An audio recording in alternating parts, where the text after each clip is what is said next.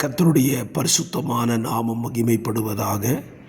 ஆசீர்வாதமான ஒரு காலையிலே ஒரு நிமிட தேவ செய்திக்கு உங்களை அன்புடன் வரவேற்றுக் கொள்கிறேன்.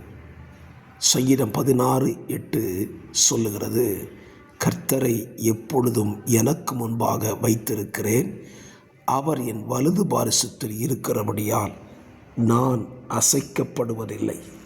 அழகான வார்த்தை. கர்த்தரை எப்பொழுதும் நமக்கு முன்பாக வைப்போம். உலகத்தை வைக்க வேண்டாம், எந்த மனுஷரையும் வைக்க வேண்டாம், எந்த ஊழியரையும் வைக்க வேண்டாம். கர்த்தரை முன்பாக வைப்போம்.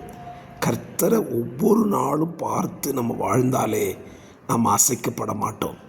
இந்த காலவெளியிலே உங்களுக்கு முன்னால் யார் இருக்கான்னு பாருங்கள்.